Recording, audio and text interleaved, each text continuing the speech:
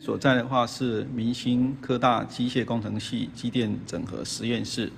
我们这边总共有10张桌子，10张桌子上面的话有放小模组机台，要学习机电整合的基本。那另外我们还有属于机联网的设备，我们这边的话是用的是 FS5U，还有微轮的人机界面。那每一张桌子我们都有配一个 Proface 的人机界面，可以来学习怎么样透过人机界面来跟 PLC 做互动。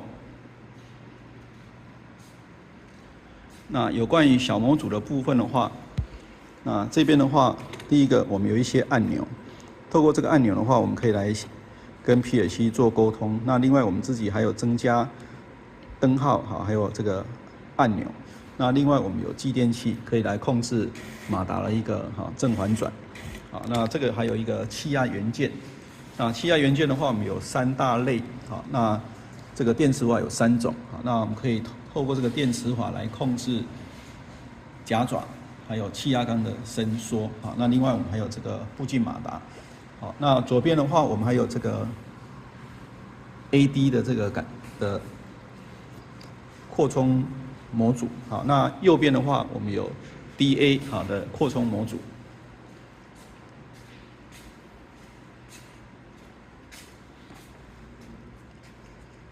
这个是这边的话是这个 DA 的扩充模组。那我们透过基本的学习，我们就可以知道说 PLC 怎么样可以来控制机台，纯粹的话都是 on/off 的一个控制。那这个是大概是我们整个实验室的一个立体空间的一个架构。好，那接着的话就是在我们的左边这边的话，我们有放了5个机台，这5个机台的话都是机电整合丙级的一个检定机台。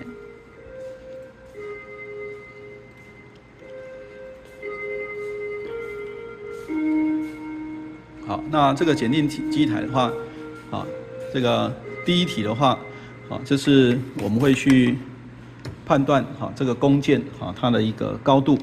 或是它到底是杯子形状或是一个方块的形状。那我们这边的话，我们有感测器的话，它可以看说到底东西进来了没有。那另外我们还有这个高度。那这个的话就是可以判断这个高度。那另外的话，这个光纤感测器的话，可以看东西到底有没有。那每一个气压元件的话，都会有一个感测器，可以来侦测说到底目前气压缸的位置。那我们要停留的位置的话，我们这边还有一些位置的一个进阶开关。那这个的话是第一题的一个模式。那我们就是有一个输送带，东西会送进来。那接着的话，它会去判断这个弓箭到底是圆的还是方的。如果是圆的，它就会到这个地方来。那如果是方的话，它就会到这个地方来。那它透过的话就是会这个气压元件的话，可以来进行所谓的上升或者是下降或是这个左移右移。那在这边的话，有一个马达，那它可以控制我们的输送带，可以来做这个移动的一个方式。那接着的话是我们的第2题。那第2题的话就是我们有2种弓箭。那这2种弓箭的话，分别是杯子的形态的一个弓箭。那我们有这个红色跟黄色。那我们的设备的话，它必须要判断说它到底是红色还是黑色。那接着的话，它还必须要去判断说它到底是这个杯口是朝上还是朝下。那所以我们在这边的话，我们总共的话有3种感测器。第一个感测器的话会看说这个弓箭到底有没有出现。第二个感测器的话去看说，这个弓箭的话它的颜色到底是黑还是红。那另外一个感测器的话去看说到底，我们这个杯口是朝上还是朝下。那接着的话我们有一个旋转的机械手臂，那它就会把它换到吸，有一个真空吸盘，它会把它吸，然后传到这里来。好，那另外一个的话就是，那有时候如果说这个杯口是朝下的话，那它可能就没有办法吸。那这时候的话，我们这边的话有一个机械手的话，它是可以夹。那夹了以后呢，它就可以上升。那接着的话，它会再去做一个旋转，然后再下降。那把这个东西呢，所以这边的话就是它可以上升，然后也可以去做这个旋转的动作。那这样的话就可以改变它的这个姿态。那这是第二题。好，那接着第三题的话就是我们的弓箭，这个盲孔的话要朝上。那有时候是在左边，有时候呢是在右边。那我们有一个感测器，这个弓箭推出来的时候，这个感测器呢，会去看说到底这边有没有孔。那有没有孔了以后，那我们这边的话有3个位置的一个机械手臂，那它就可以上上下下，然后来进行吸，然后再做一个旋转，然后弓箭呢，就可以放出来。好，那这个是第3题的部分。好，那另外一个的话是第4题。那第4题的话就是我们会去判断说到底这个是金属还是这个塑胶。这个塑胶在这边。好，那它这里面的话，有2个感测器，一个感测器看作弓箭到底有没有出现，另外感测器判断说它到底是金属还是非金属。那我们这里的话有一个日内瓦机构，那它会旋转，旋转到不同的地方，然后让我们这边有一个模拟压印机，这个呢模拟一个钻层，好，那我们就可以去做相关的这个动作。好，那这个是第4题。好，那另外我们还有一个第5题的话，就是我们有3种不同的弓箭，那它的重量都不一样。好，那这个的话是最轻的。好，那接着的话有一个是塑胶里面有加铁块，好，那是中的。那另外这个是一个金属的。那我们放到这边来的时候，好，那这边的话等于是类似我们一个磅秤，那它会看说到底这个弓箭它有2个 sensor。这边有一个 sensor， 那另外一边呢，也有一个 sensor。那从这个 sensor 的位置，因为这个下来的时候，这个移动量会不一样，那有 sensor 的位置，就可以来侦测说到底它下降的一个状况是怎么样，那我们就可以知道说它到底是在哪个地方。那接着的话，我们就要把它，这个的话，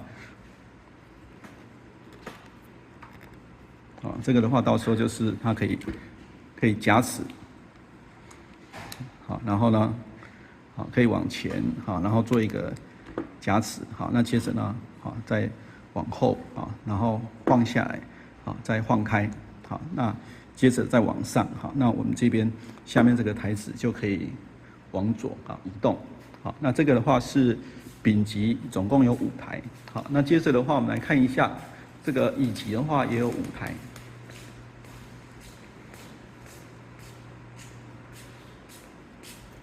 好，那乙级的话就是我们的弓箭，这边的话是杯状的形状，的弓箭的话，它有属于这个正常，或是说这个外径比较大，或是外径比较小，这个是外径。那另外一个是高度会不一样，这个高度的话，有的是正常，有的是比较高，有的是比较矮。那我们有一个正灯送药器，那到时候它就会把弓箭就会送到这个地方来。好，那这个地方来，我们有一个感测器，当它看到有弓箭的时候，好，那它就会来做一个吸的一个动作。好，那吸了以后呢，好，它会把它放到这边的一个检测的一个装置上面。那这个检测装置的话，好，它这边的话它就会下来，然后我们这边有个电位计，它就去看说到底它的高度是怎么样。好，那另外一个就是，这里面的话，它总共的话有安装2个感测器，那它是一个锥度型的一个孔，那到时候比较瘦的它就会进去，比较瘦的话它可以跑到这个最下面，那比较胖的它可能就没有办法下去。那我们透过这个就可以知道说它到底它的这个高度是怎么样。好，那接着最后呢我们这边的话就会把弓箭移到这个地方来然后去做相关的分类。这个是第一题乙级的第一题。这是乙级检定第2个机台。这个机台的话可以去看看说到底呢这个弓箭是塑胶这是塑胶如果是塑胶的话它呢到时候会透过这个日内瓦机构带动的机械手那它会转到这个地方来那它会把它放上去，放上去以后呢那这边的话这个水呢会滴下来，那滴下来的话那这上面的话有这个高度那到时候就看这个监品人员他们到底希望能够多少高度那水呢就注视多少高度那这边的话一样的话有2个感测器那下面的话是看看说这个杯子有没有到那左边这个感测器的话它是要去调整它的一个灵敏度还有这个位置，让它这个水在这边的这个相对的高度的时候呢它可以 on 或是 off。那完成以后那我们这边的话还有一个输送带这边有一个输送带到时候放在这个输送带然后就带它走那这个的话是如果我们判断的是灰金属那怎么样判断灰金属呢在这边的话有一个感测器，这个感测器的话它是可以看说到底东西有没有来这个光电开关。那另外一个这边有一个进阶开关这个是电感式的进阶开关，那它可以看说到底目前这个弓箭是金属还是灰金属那如果是金属的话它会把它一样透过这个日内瓦机构带动这个机械手臂然后它这个机械手臂的话当然它可以这个往上往上然后也可以伸出然后也可以去进行这个所谓的夹持那弓箭被它夹了以后那接着的话我们就可以旋转然后到了定位以后再把它放下来那放下来以后这边的话有一个钢珠，那这个钢珠的话你可以看到这边的话有一个这个孔这个通道，这个通道呢到时候会旋转旋转到这一个黑色的这个上部的时候呢，那这边的钢珠呢就会掉下来那掉下来以后那它会再转回来那再去补充新的钢珠那这边的话就是一直反复的做。那我们在这边的话下面这里的话有一个这个我们叫做 load cell 负荷单元那负荷单元的话它可以去称重量，那所以我们在这边的话有一个这个称重量的一个感测器的一个讯号处理器，那它会去进行所谓的电压量测那电压量测的话依照这个电压我们就可以知道说到底这个杯子上面的这个钢珠呢是多重那一般的话大概是30克，那误差的话是大概是3克左右只要在这个范围之内，那它就完成了以后呢一样它把它拿出来以后会放在这个输送带这一边所以这个是第2题就是我们可以去透过感测器去判断说到底它是金属还是灰金属然后这个灰金属的话我们就会在这一个这个槽这个水罐的这个下面去注入水那如果是金属的话我们就会在这边然后我们会去把钢珠吐出来然后去称重量那中间的话就是一个所谓的日内瓦机构那它会去带动它们旋转然后到适当的位置那我们有一个气压的一个手爪它可以夹持也可以放开也可以伸出去也可以缩回来也可以向上也可以向下那这个是第2题那当然要控制马达的机构的话我们这边的话是有很多的这一个继电器来控制那也有很多的这一个这个电磁滑来做相关的这个控制那第3题的话它是一个这个 AC 的一个4弧马达的一个应用那这边的话就是我们到时候我们会有一个这个四五马达四五马达的话，它会带动这个机构然后让我们这一个手爪呢机械手呢可以到适当的位置。那我们今天的话，这个弓箭这个弓箭呢它会从这个送料这边呢它会一个一个掉下来那这边的话就是它会有一个机构会让它就是可以产生这个让它掉下来。那掉下来的话，我们的这个下面的话是一个所谓的输送带。那这个输送带的话，就会让这个弓箭呢就会往前会往前慢慢的移动就像这样的话，就是它会往前移动。那往前移动的话，我们这个感测器它就可以去看第一个阶段这个有金属的部分的一个长度时间透过时间可以知道它的长度比如说我们这样过来的话那假设呢这个是1秒钟。那如果说我今天呢是用另外一个方式是这样过来的话呢这样过来的时候那也许呢它只有0.1秒在这个第一个金属的位置。那如果假设我们现在放的是这个样子的时候那这样过来的时候那时间可能是2秒钟或是3秒钟。那我从时间我就可以去知道说到底这个孔的位置是在后面还是在前面或是呢没有看到。那假设呢我们今天这个孔是在前面的时候那我们要去进行这个所谓的装配那我们这个气压手呢它就会透过这个4弧马达的一个带动，会到适当的位置然后会把这一个弓箭呢会把它放在这个地方来那接着的话是这边这边的话就是弓箭的话会陆续的会送出来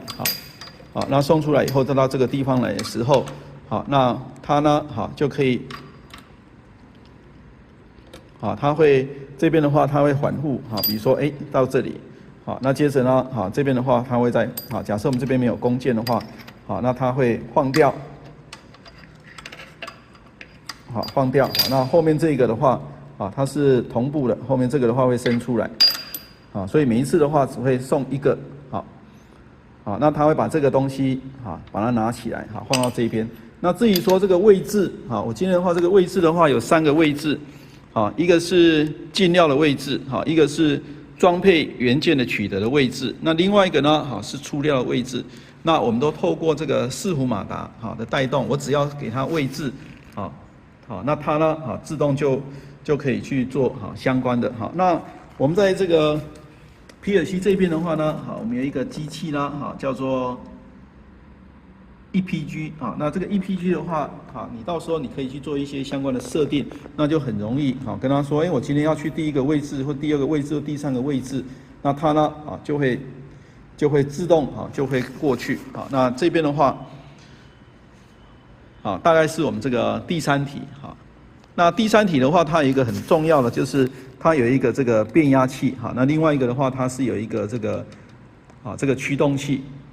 那相关的话那这边的话就是驱动器的一个连接我们有一些讯号线要跟它连接。那另外一个这边这个呢它可能就是要跟我们这个驱动器相连接。那到时候我们可以透过命令，然后让这个驱动器呢接收到命令的时候，就会带动我们这一个4弧马达就会进行这个移动那这个是第3题。那接着的话是第4题那第4题的话就是我们的弓箭呢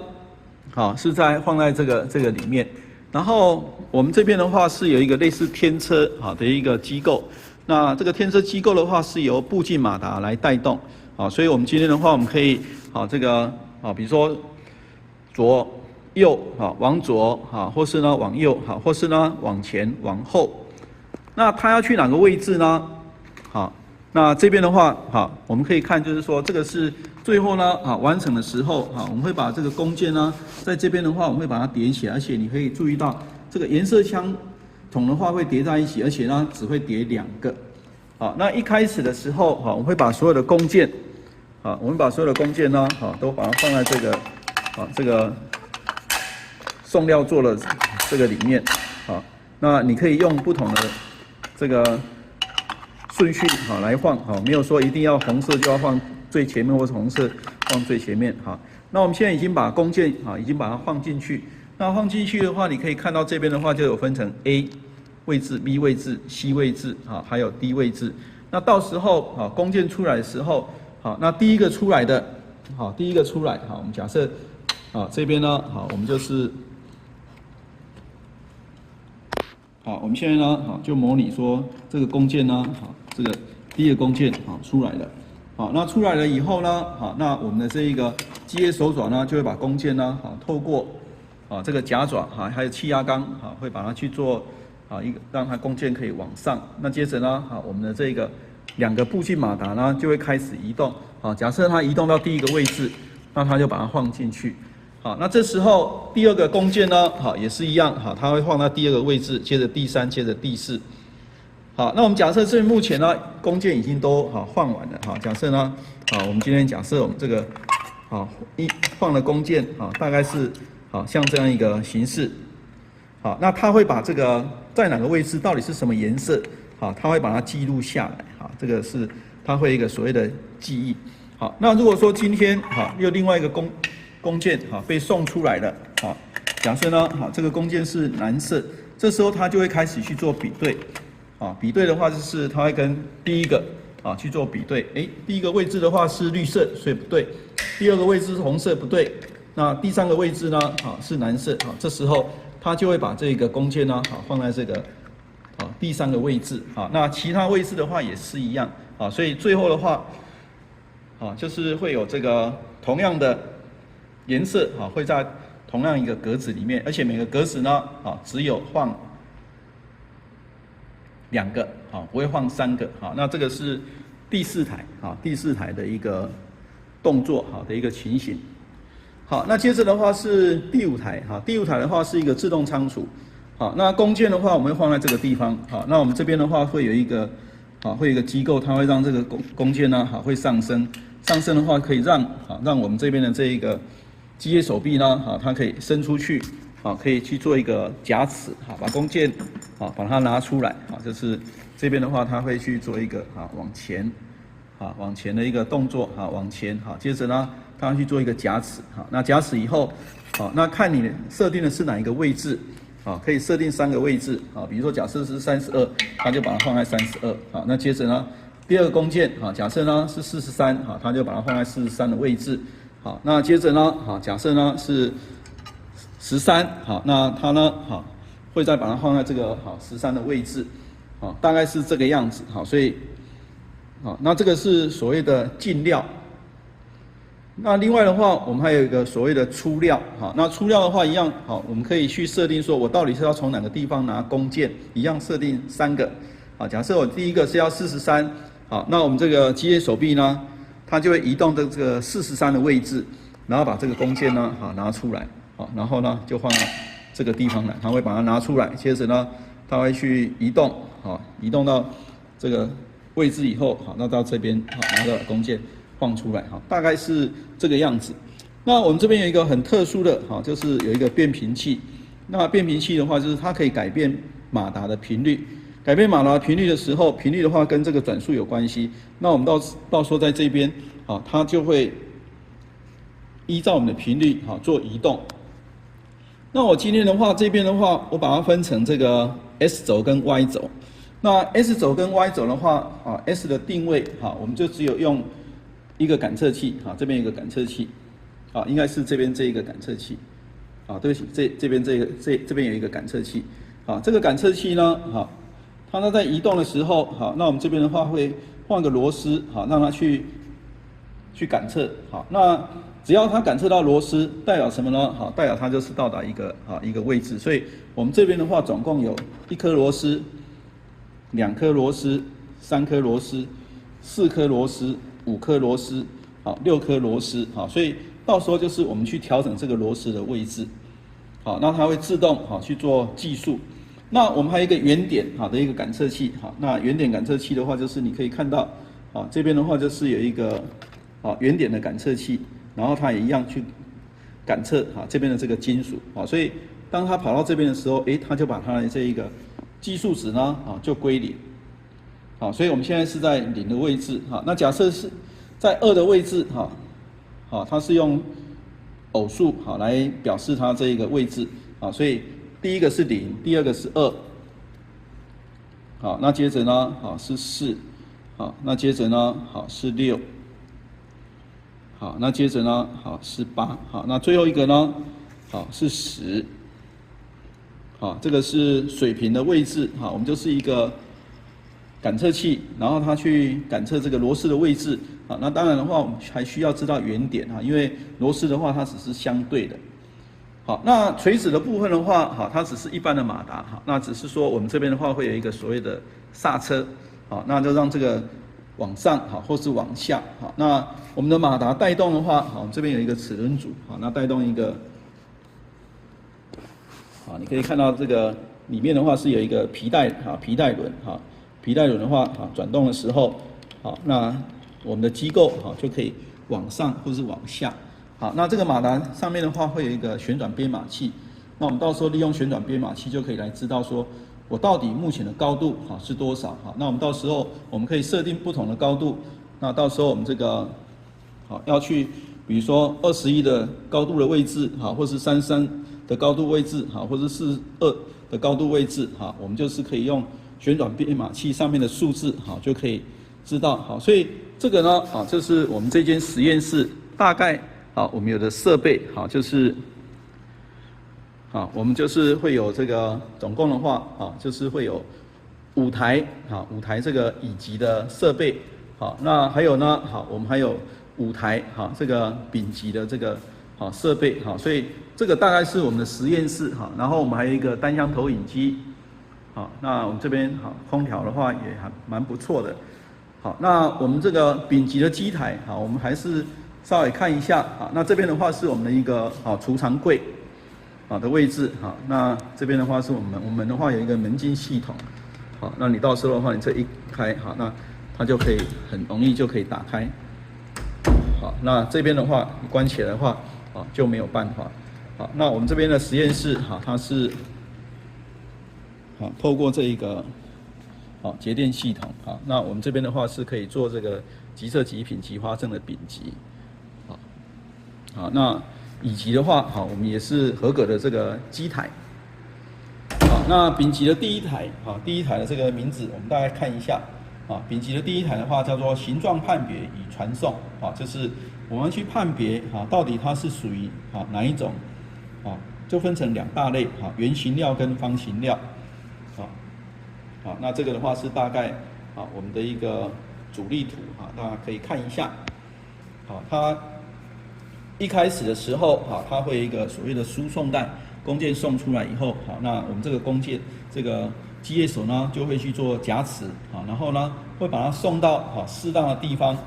好去进行排料，好，那这个啊可以看一下，好，这是第一个机台，啊，形状判别与传送，好，我们要判别2种弓箭。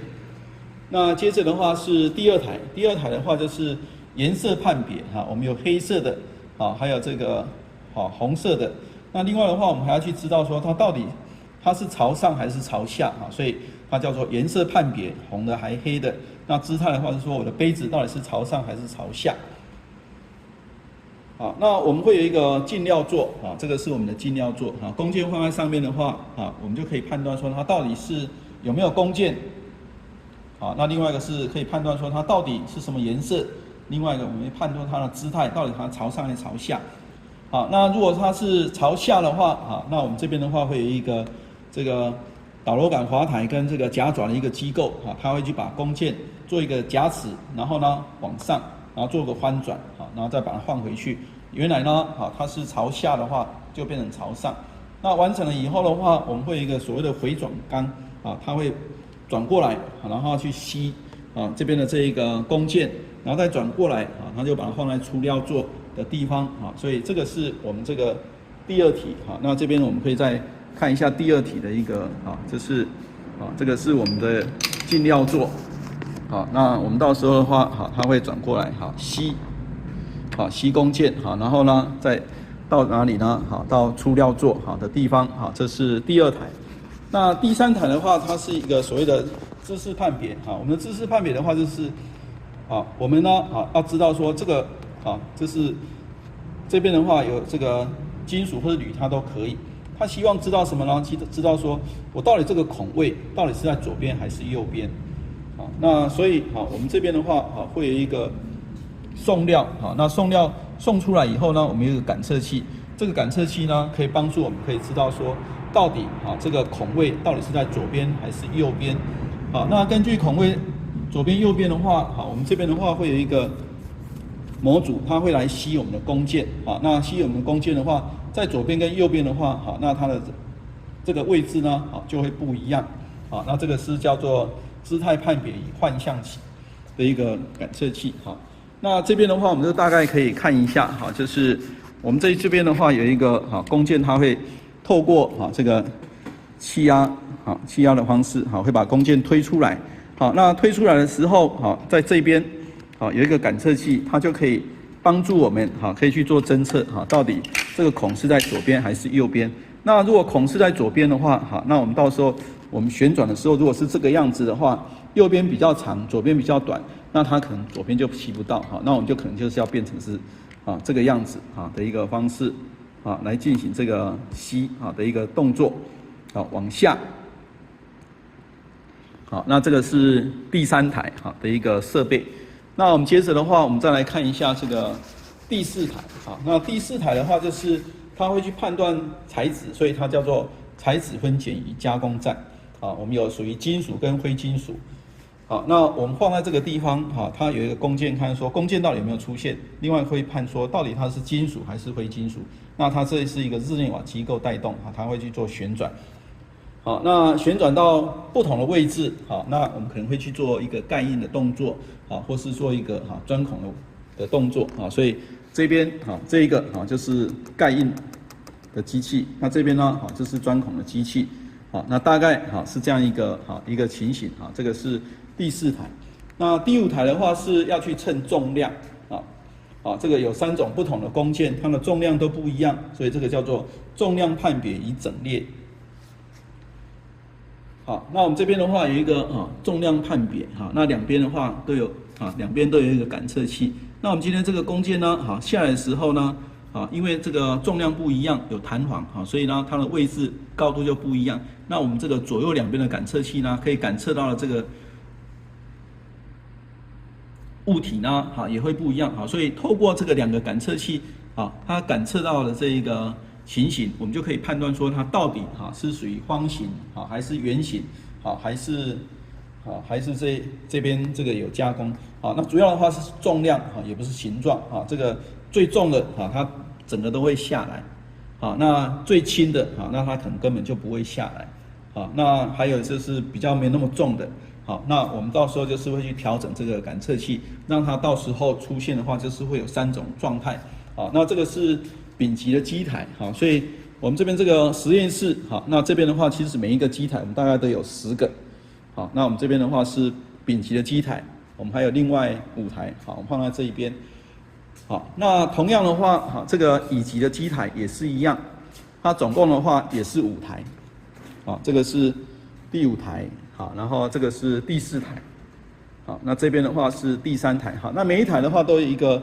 触控萤幕，它可以让你直接可以去操控，这是第2台，这是第1台，那一样的话，它都有一个名称，机台的名称，那机台的名称的话，这边的话是叫做形状判别与传送站，对不起，这个是丙级的，那我们这边的话，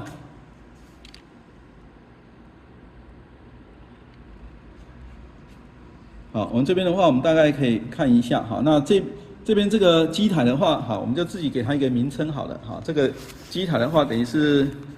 它去做的是这个，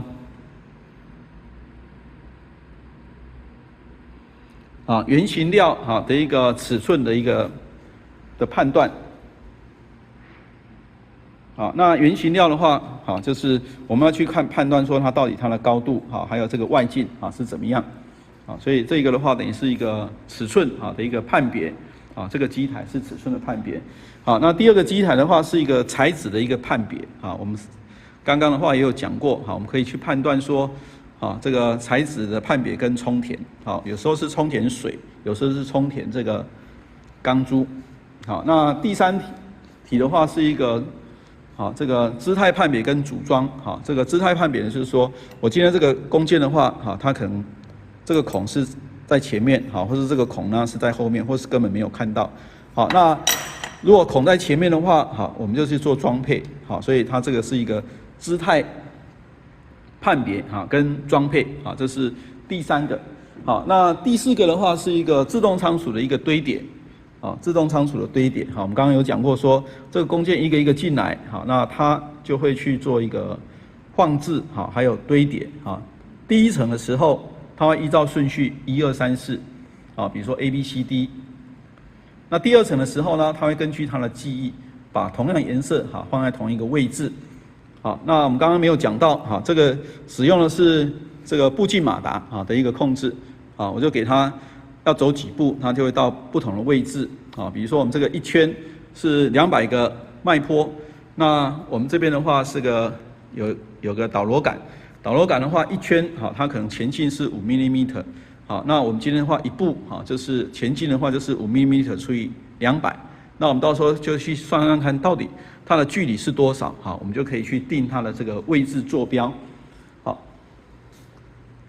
好，那第4题的话，哈，这个也是自动仓储。哈，那刚刚的自动仓储的话，是我们把东西呢，好，要把它放在这个不同的位置上面，好，是平面的。那这边的话是立体的，好，我们到时候，好，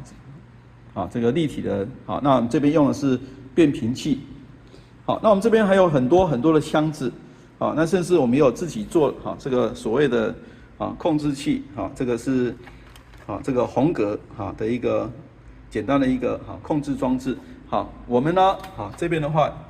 有这一个这个排线，这个排线其实呢，我们到时候如果我要控制我们的机器，我就把我的排线呢，就跟这边相接，就可以了，所以等于是它就可以取代我们这边的这个控制器，那它都是一个这个机联网的一个设备，就是我们透过网络就可以来达到这个控制。好，那机联网的话，除了红格以外的话，我们也可以透过 PLC 来做沟通，也可以透过这个微轮的这个人机界面，透过微轮人机界面，因为这2个都是有网络，透过网络，那每一台机器都可以去做互相的沟通。好，那我们这边也可以看一下，那这边的话是我们之前有自己做这个自己的 Arduino 的一个设备。好，那这个 Arduino 设备的话，这个每一个 Arduino 设备的话，它会接一些 I/O， 那这些 I/O 的话，我们会跟我们的这个机台的 PLC 呢相连接。好，那我们这个所有的 Arduino 都透过 WiFi。好，那我们用的是 MQTT 的一个方式。好，所以这边的话，你可以看一下，这是我们的机台。我们的机台，然后呢，我们的机台的话，我们就是透过这个 Arduino 的自己做的控制器，可以跟我们这边的这个机台的 I/O 呢相连接。好，那我们到时候我们可以去做什么呢？做加动率，我们可以去看看说到底呢，目前这个每一个机台到底它的动作情形是怎么样。好，那我们也可以透过这个不同的方式，可以让2个机台呢，可以去做互相的这个连接。好，那这是我们这间实验室大概有的一个装置，它就是基础的训练还有呢就是机联网的训练。那我们刚刚看到的这个 Arduino，那这边的话我们大概可以看一下，这是 Arduino 的，那这边的话它是有一个WiFi 的装置，那我们到时候就是透过这个 Arduino， 我们跟这边的 I/O 相接，那这个 I/O 呢，我们再把它跟这边的这个输入输出呢相接，我们就可以让我们这一个 Arduino 可以让跟我们的 PLC 可以去做沟通，那再透过网络就可以知道说到底我们的 PLC 目前的状况是什么。那这个就是整个我们机电整合的一个实验室的一个情形。那这个实验室的话就是主要的话就是负责基础的训练还有机电整合丙级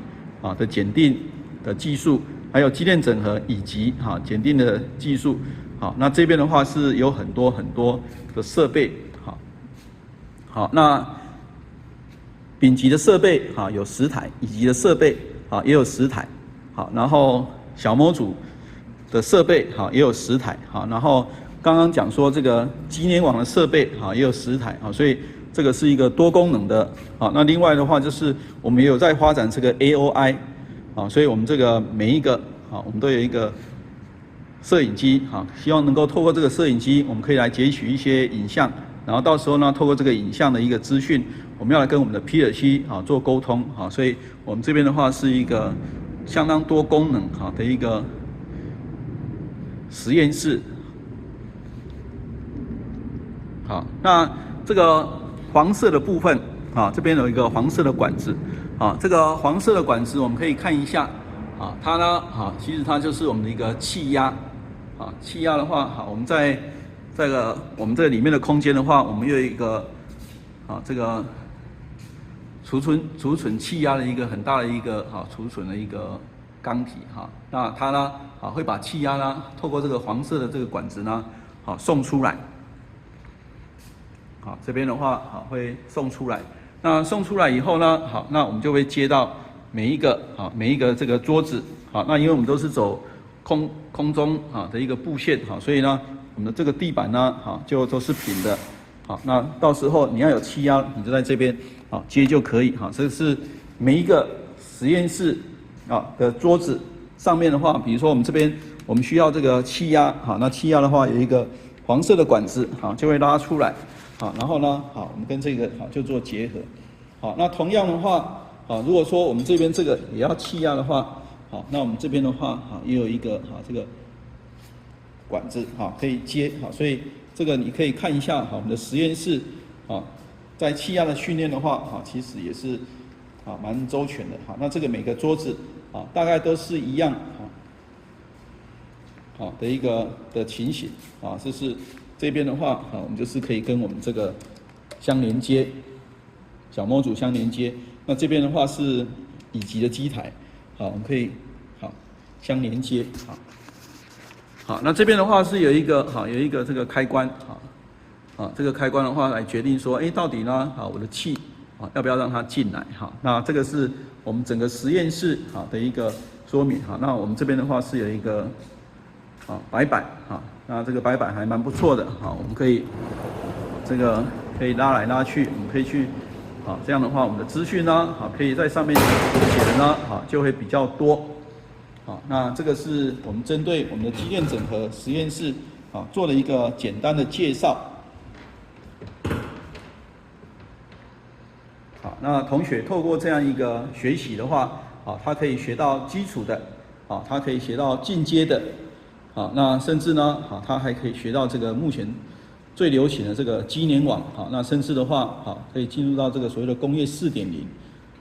我们的设备跟设备之间是可以去做沟通。那相关的资讯我们也可以把它放在这个资料库。我们也有这个资料库的人机界面。我们自己也会去建立所谓的资料库。那资料库里面很多东西要分析的话那这个未来如果有要继续发展的话我们还有这个大数据的这个发展。所以这个部分的话就是我们针对我们的设备这个机电整合的设备做了一个简单的一个介绍。